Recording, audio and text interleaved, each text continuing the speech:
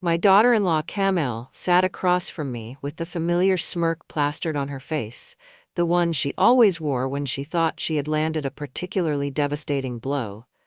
"So you're unemployed again," she had just said, her voice dripping with fake concern. "How does it feel to be a loser?" The words hung in the air like poison gas. My son Devin shifted uncomfortably in his chair, his eyes darting between his wife and me, waiting for my usual response of hurt silence or defensive explanations. But I just kept cutting my steak, chewing slowly, savoring not just the food but the moment I had been planning for months. I set down my fork and looked directly at Camille.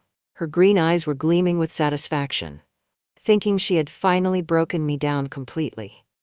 She had no idea what was coming. "How does it feel to be a loser?"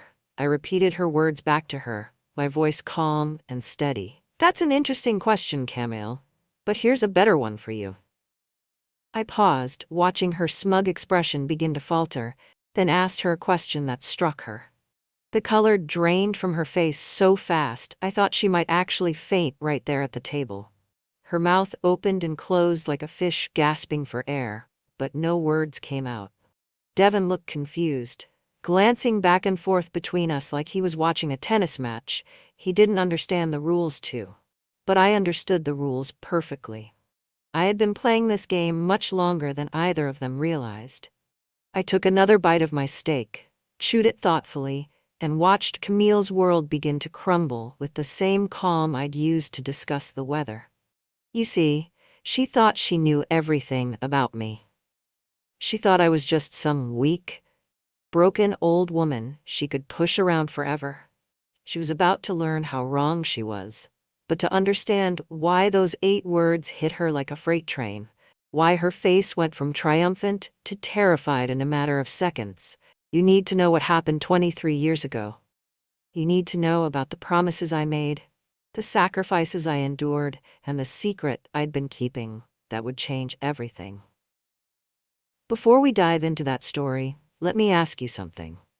Have you ever had someone in your life who constantly underestimated you? Someone who thought they had you all figured out? Drop a comment below and let me know, because trust me, you're going to want to hear how this ends. And if you're enjoying this story so far, make sure to subscribe, because what happens next will show you exactly how much power you have when people think you have none at all. Because 23 years ago, I made a choice that would save a broken 14-year-old girl from the foster system. I thought I was rescuing her. I had no idea I was inviting my own destruction into my home. Let me take you back to 1999. I was 45 years old, and my world had just collapsed. My husband Robert died of a massive heart attack on a Tuesday morning while getting ready for work. One minute he was complaining about his tie, the next minute he was gone. Just like that, I went from being a housewife to a widow with a rebellious 17-year-old son, and no idea how I was going to survive. Devin was angry at the world, angry at his father for leaving us, and especially angry at me for trying to hold everything together. He started hanging out with the wrong crowd, getting arrested for shoplifting, skipping school more than he attended. I was working 16-hour days just to keep our heads above water, cleaning hospital floors from midnight to 8 in the morning, then rushing home to shower and head to the diner where I waited tables until closing. I sold my wedding ring to pay Devin's bail. I skipped meals so he could eat. I wore the same 3 outfits to work for months because every penny went to keeping us afloat. But the hardest part wasn't the exhaustion or the hunger. It was watching my son slip away from me, becoming angrier and more distant every day. That's when I met Camille. She was 14 years old, bouncing between foster homes and hanging around with Devin's group of friends. This tiny, skinny girl with hollow eyes and bruises she tried to hide under long sleeves. When I found out she was sleeping in the park because her latest foster family had kicked her out, I couldn't just walk away. I had been raised to help people in need, and this child was drowning. So I opened my home to her. I gave her Devin's sister's old bedroom, the room we'd been saving for the daughter we never had. I bought her school supplies, took her shopping for clothes that actually fit, helped her with homework at the kitchen table, while Devin sulked in his room. I thought I was saving a broken girl. I had no idea I was raising my future tormentor. For the first few years, Camille seemed grateful. She called me Mom Susan, helped with dishes, even tried to talk Devin out of his worst impulses. I watched her blossom from a frightened, angry child into a beautiful young woman.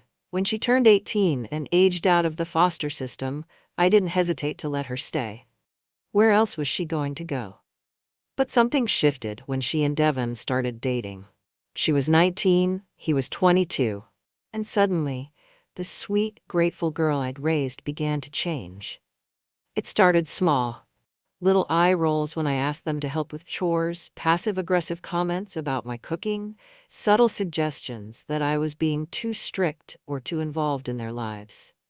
When Camille got pregnant at 21, they moved in temporarily while they saved money for their own place. That temporary arrangement lasted 11 years. I found myself working extra shifts at both jobs to support not just myself and Devin, but Camille and their daughter Lily too. I paid for Camille's community college courses, Devin's trade school certification, all while my own dreams gathered dust on a shelf. Every sacrifice I made was met with more demands. But the real betrayal was still coming. The manipulation was so gradual, so subtle, that I didn't recognize it for what it was until it was almost too late. Camille had a gift for making everything sound reasonable, even caring. "Your mom is so controlling," she'd whisper to Devin after I'd asked them to help with groceries. "She treats us like children instead of adults." My simple requests became unreasonable demands in Camille's version of events. Asking them to contribute to household expenses became me being money-obsessed. Wanting them to help with chores in the house they lived in for free became me being a slave driver. She started intercepting my mail, claiming she was helping by organizing my bills, but creating confusion about payment dates and late fees. When neighbors asked about the tension they could sense in our home, Camille would shake her head sadly and suggest I was losing it. That the stress of taking care of everyone was making me unstable. Devin began taking her side in every disagreement, every conflict, every moment of tension. The son I had worked myself to the bone for started looking at me like I was the problem, like I was the source of all their struggles, instead of the reason they had a roof over their heads. The night I discovered the truth about what Camille really thought of me changed everything. I had gotten home early from the diner because we'd been slow, and I heard her on the phone in the living room. She was talking to someone, her voice low but not quite low enough. "Don't worry," she was saying. "Once the old bat is gone, this house is ours." Devin's too weak to stand up to her now, but he won't have a choice once she's not around to guilt him anymore. I stood in my own hallway, listening to the girl I had raised, the girl I had saved from the streets, planning for my death like it was a business transaction. My heart condition, which had been developing from years of stress and overwork, got worse after that night. My doctor told me I needed to quit one of my jobs, that my body couldn't handle the strain anymore. But how could I? I was supporting 4 people on 2 paychecks that barely covered 3.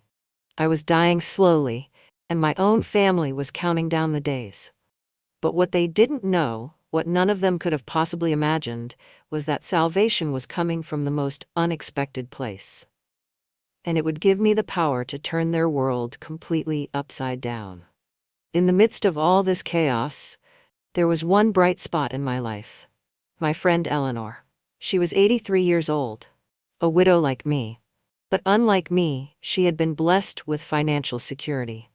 Her husband had been a successful businessman, and she lived in a beautiful house across town with no children, no family left to speak of. When Eleanor was diagnosed with pancreatic cancer, she called me. "Susan," she said, "I need someone I can trust to help me get my affairs in order. Someone who isn't waiting for me to die so they can inherit my money." So I began spending my free time, what little I had, helping Eleanor organize her finances, drive her to doctor appointments, and simply keeping her company in her final months. I'd go straight from my hospital shift to Eleanor's house, helping her sort through decades of paperwork, listening to her stories, making sure she wasn't alone. Camille, of course, had opinions about this too. "Why are you wasting time with that old woman?" she'd ask. "You should be focusing on your family here at home." But Eleanor needed me. And honestly, being at her house was the only peace I found in those days. When Eleanor died 6 months later, I was holding her hand. At the reading of her will, I nearly fainted when the lawyer announced that she had left me $800,000. $800,000. Eleanor had written a letter explaining that I was the only person who had cared for her without expecting anything in return. The only person who had shown her genuine kindness in her final months. I kept that inheritance secret. I continued living the same modest life, working the same exhausting jobs, wearing the same old clothes. I deposited the money in a separate bank account that I never mentioned to anyone. But something inside me had shifted. For the first time in decades, I had options. And just as I was discovering my newfound security, Camille's cruelty reached new heights. She stopped pretending to care about my feelings entirely. She started calling me deadweight to my face. "What exactly do you contribute to this family anymore?" she'd ask during dinner. "Besides taking up space and complaining about everything?" But the final straw came on a rainy Thursday evening. I had been looking at an old photo of Robert, missing him terribly after another brutal day at work. I left the photo on the kitchen counter while I went to shower. When I came back, it was gone. I found it in the trash can, torn in half. It was just cluttering up the counter. Camille said when I confronted her, not even bothering to look sorry. "Besides, he's been dead for over 20 years. Don't you think it's time to move on?" That night, I made my decision. They thought they knew everything about me. They knew nothing. I started making plans. Real plans, secret plans. First, I quit my job at the hospital, citing health reasons. This wasn't entirely a lie. My heart condition was getting worse, and my doctor had been urging me to reduce my stress for months. But it was also strategic. I needed them to think I was becoming more dependent on them, more vulnerable, more desperate. Devin and Camille's fake concern lasted exactly 3 days. After that, the frustration began to show. "What are we supposed to do now?" Devin asked, as if my health problems were a personal inconvenience to him. But it was Camille who really showed her true colors. With my reduced income, she stopped pretending to respect me at all.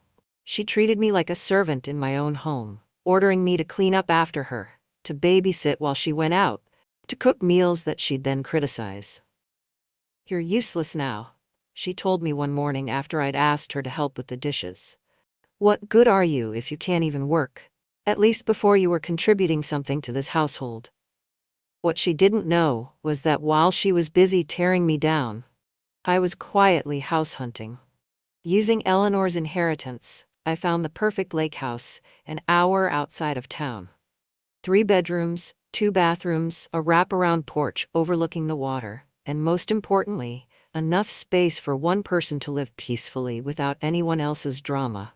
I paid cash. $800,000 bought me a lot more than just a house. It bought me freedom. My lawyer helped me set up the transition quietly. We arranged for utilities, had the deed transferred, even had some furniture delivered. All while Camille was busy telling me how worthless I was building my escape route. They thought I was at my weakest. I was actually at my strongest. The night of our final dinner together, I had everything planned perfectly. I had been carrying a small recording device in my pocket for weeks, capturing every cruel comment, every dismissive remark, every moment where Camille showed her true nature when she thought I was too broken to fight back. When she called me a loser at dinner, I actually smiled inside. It was exactly what I had been waiting for, the perfect opening for what I was about to do. I pulled out my phone and pressed play. Suddenly, the dining room filled with Camille's voice from the past few weeks. "She's completely useless now. What good is she if she can't work, I can't wait until we don't have to deal with her anymore. Devon's face went white as he heard his wife's real opinions about his mother for the first time. All those private conversations she thought were secret, all those moments where she'd been planning for my demise. I had it all recorded. This is interesting, I said calmly, watching Camille's panic grow. But here's what's even more interesting. I looked directly at her, savoring every word. This is my house that I own outright, that you have never paid a single penny of rent for, and as of right now, your free ride is over. Camille's face went from pale to gray. What are you talking about? Pack your bags, I said, taking another bite of my steak. You have 30 days to find somewhere else to live. But that wasn't even the best part. If you think this story is satisfying so far, make sure you subscribe, because what happens next will show you exactly what happens when someone who's been planning revenge finally gets to reveal their master plan. And I want to know, have you ever had a moment where you got to turn the tables on someone who underestimated you? Let me know in the comments, because trust me, the feeling of what came next was better than anything I could have imagined. Because Camille had no idea that losing her free housing was just the beginning of her problems. The recording had done its job, but I wasn't finished. Not even close. You want to know what else is interesting, Camille? I pulled out my phone again and started swiping through photos. While you were calling me worthless, while you were planning for my death so you could inherit this house, I was buying my freedom. I turned the phone screen toward her, showing her the first photo. My beautiful lake house with its wraparound porch and stunning water view. Then another photo of the spacious living room with brand new furniture. Then the master bedroom with floor-to-ceiling windows overlooking the lake. Camille's mouth fell open. Where did you get the money for that? My friend Eleanor left me $800,000 when she died. You remember Eleanor, don't you? The old woman you said I was wasting my time helping. I swiped to another photo, the deed with my name on it, paid in full. While you were busy calling me deadweight, I was paying cash for my new life. I watched the realization hit her like a physical blow. All those months of treating me like garbage, all those plans she'd been making for after I was gone, all that confidence that she had me trapped and helpless, it was all crumbling in real time.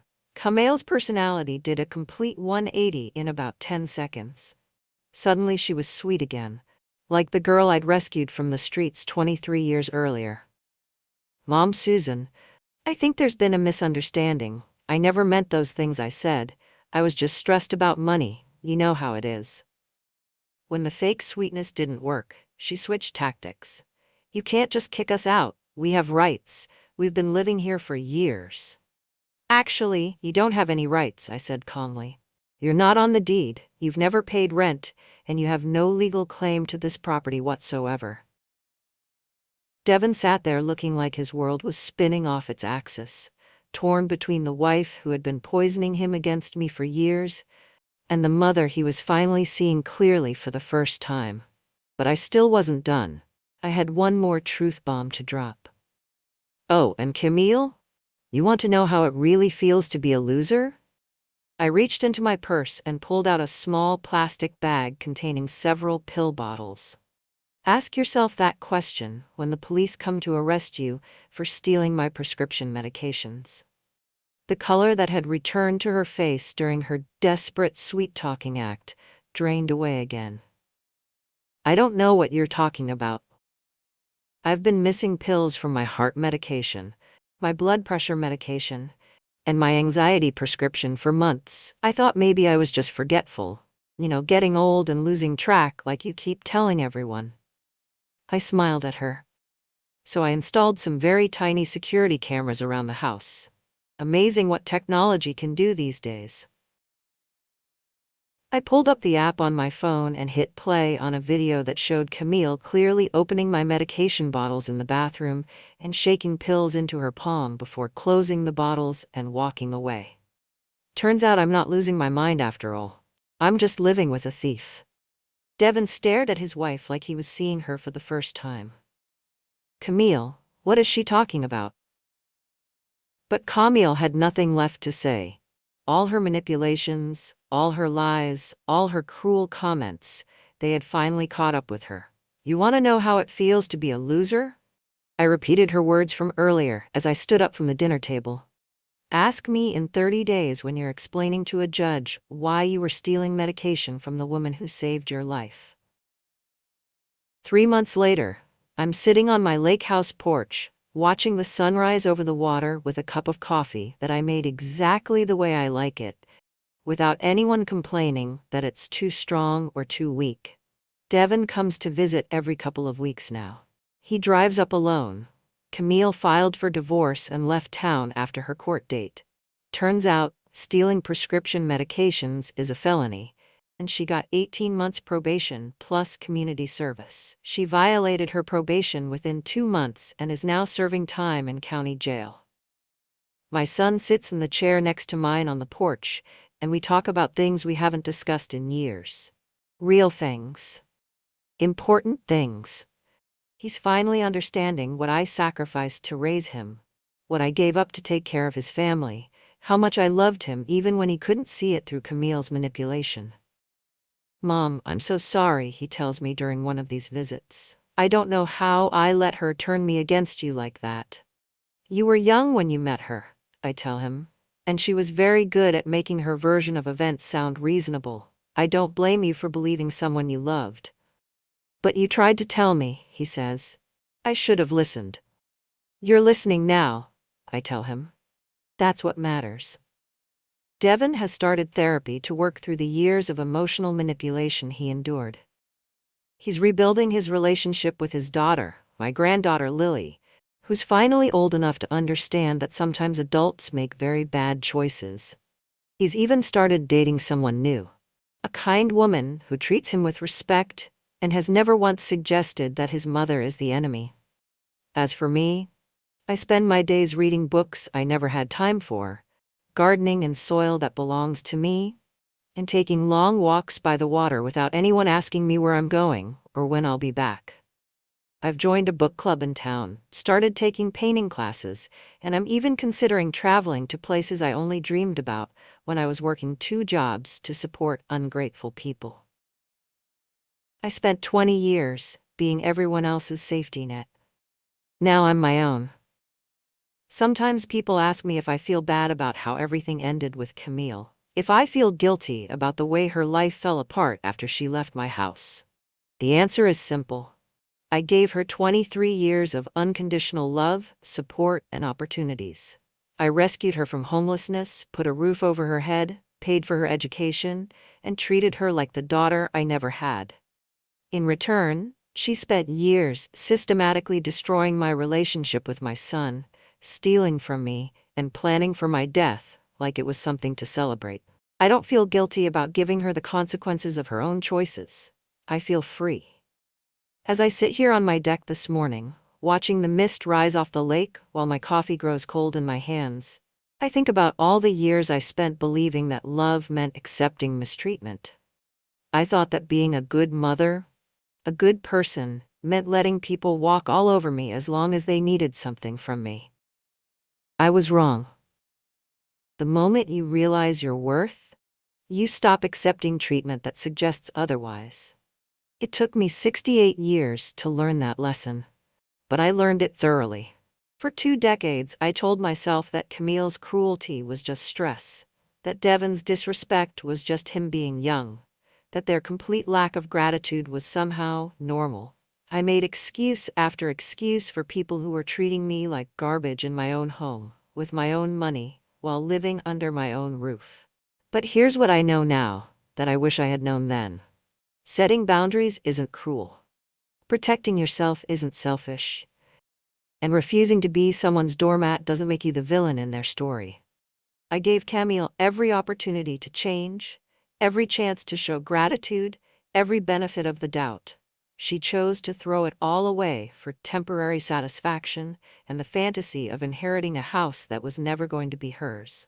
I gave Devin every opportunity to see what was happening, every chance to stand up for the mother who had sacrificed everything for him.